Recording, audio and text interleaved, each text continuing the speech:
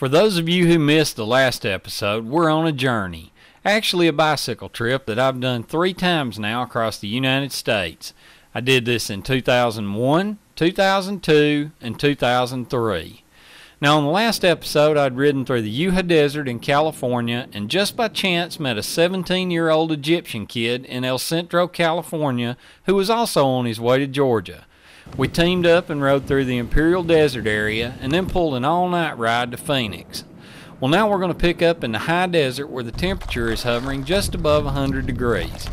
I've just crossed the New Mexico state line on my way to Lordsburg, riding on the wrong side of the road. Now let me give you a little bicycling 101. A bicycle is a legal road vehicle and thus has to abide by the same traffic rules as an automobile.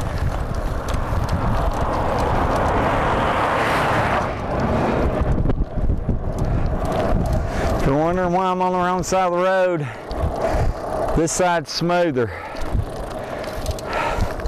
The other side's got loose gravel and junk all over it. As I said in the last episode, the winds can turn a good ride into a horrible nightmare. Just up in the distance you can see the dirt devils stirred up by the hot desert winds. Well, with Lordsburg, New Mexico and a good night's rest just a few miles down the road, Hema and I pushed ahead and soon we were in the outskirts of the city. I am in Lordsburg. I am attempting to find somewhere to stay. If I remember right, this town is so messed up, you can't tell anything, so I believe this is right.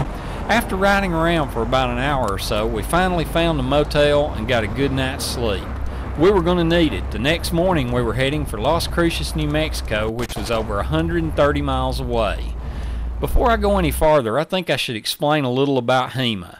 Hema was not a Muslim, nor was he a Christian. As a matter of fact, when we met up in El Centro, Hema pointed at the Cycling for Christ signs on my bike and said, "Hey, who's that Christ dude?" Well, I tried to explain as best I could, but I could tell he didn't believe. Hema really didn't even believe there was a God, but during this trip, all of that would change. I'm heading for Las Cruces this morning. It's that way, 135 miles. Heading up the ramp, we were in for a huge day of riding. The longest ride I'd ever done was just a few days ago when we rode from Blythe, California to Phoenix, Arizona. Now I was in for 130 miles plus of riding and temperatures well over 100 degrees. Just as we started up the ramp, Hema began to complain because the wind was blowing in our face.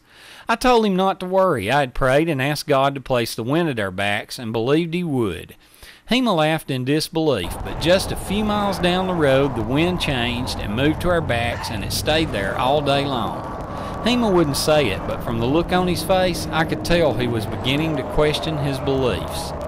Well, with our miraculous tailwind we sped towards Deming, and since we had made such good time, I decided to stop at the Continental Divide and snap a picture.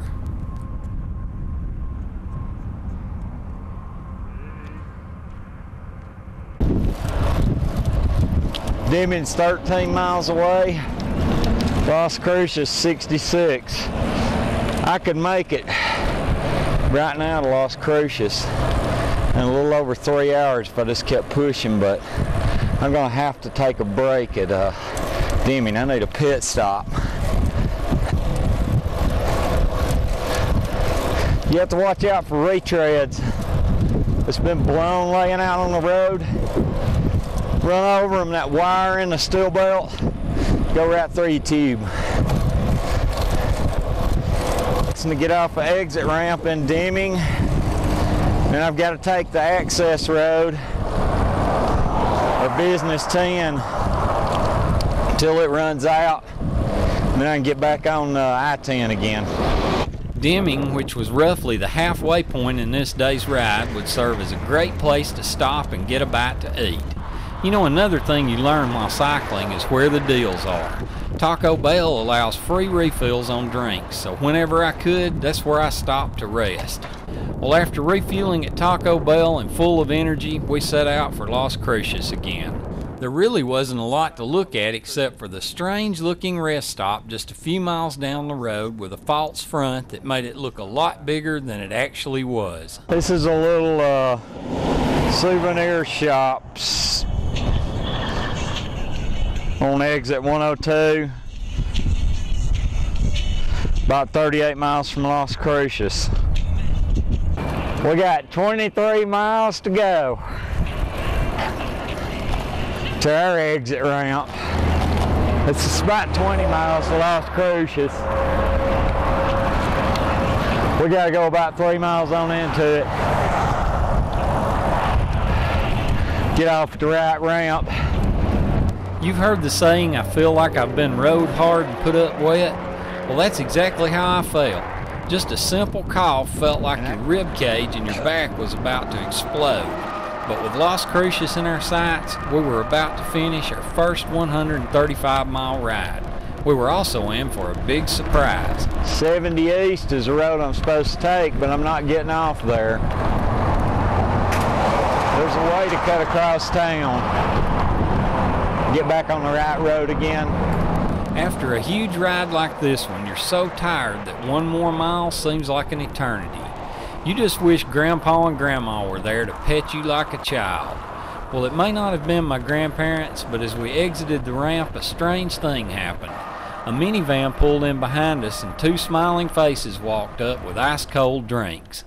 Earl and Fay Frey, who were also cyclists, had many years ago made a vow to carry a cooler of cold drinks in their vehicle and then to offer them to fellow cyclists. When they saw us, they said they just had to stop. That night, they stayed at our motel and asked us all about our trip. The next day, we would face another huge climb followed by more desert. Alamogordo, New Mexico was where we were heading, but first we had to climb the San Augustin Pass and ride through the barren White Sands Missile Complex. Headed for the mountain pass. Can't remember the name of it. Carry me over down into the valley at White Sands Missile Base. Then on up to Alamogordo, home of the German Luftwaffe. German Air Force. Well, I haven't started the climb yet. I'm close to it. My rear tire's going flat again. I think I blew that patch. I don't know. I'm not sure I blew that patch. That patch was on there pretty good. I probably punctured the tire again. I'm into the climb pretty good now. Probably about, I don't know, quarter of the way up. Once I finally made it to the top, I stopped to say hi to my family. Hey Karen, hey Leanne, hey Kayla. Now, as with any climb, somewhere down the road you reap the benefits of the pain. On my last big climb in the Globe, the downhill was gradual. This downhill was steep and fast. I reached speeds in excess of 45 miles an hour on the way down.